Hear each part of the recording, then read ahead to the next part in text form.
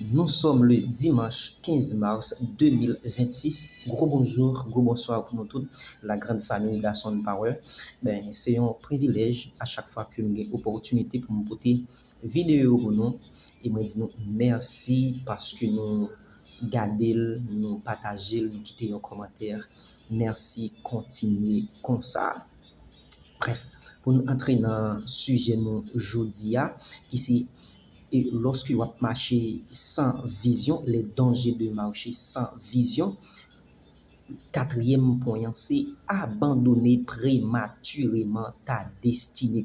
Avant d'entrer dans le quatrième point, nous faisons récapitulation.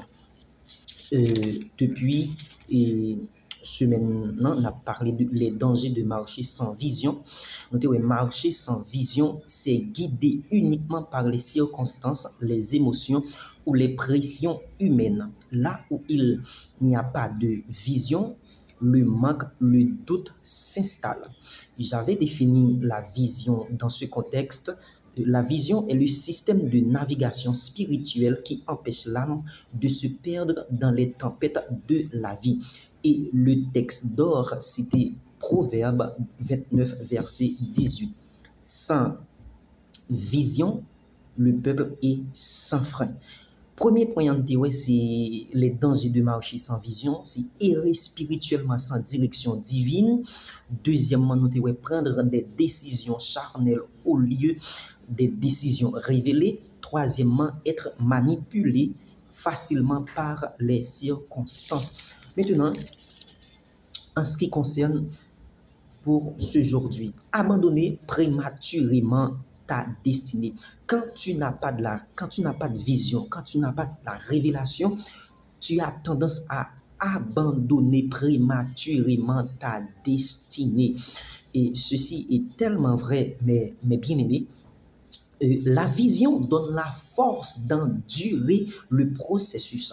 Je répète, la vision donne la force, la vision donne le courage d'endurer le processus. Parce que la majorité des fois, ça c'est la spécialité de Dieu. Dieu peut révéler ton plan, mais il ne te dit jamais comment le processus va être.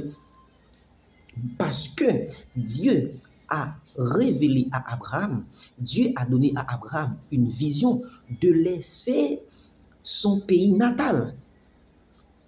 Mais, il n'y a pas dit qui situation que tu as rencontré au cours de la route.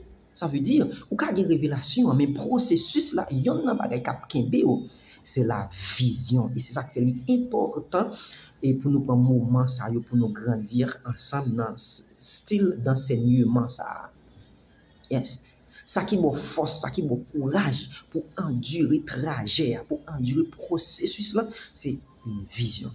Sans vision, le processus pourrait inutile et décourageant. Bien sûr, sans vision, le processus, si on n'a pas de vision, on va dire, bon, ça m'a fait là, on va penser, on va marquer pas sur place parce que on n'a pas de vision. Il y a un texte dans Hébreux chapitre 11, verset 27 qui dit, et il m'a fait lecture en vous, Hébreux 11, 27, il dit, c'est par la foi qu'il quitta l'Égypte, sans être effrayé de la colère du roi, car il se montra ferme comme voyant celui qui était invisible.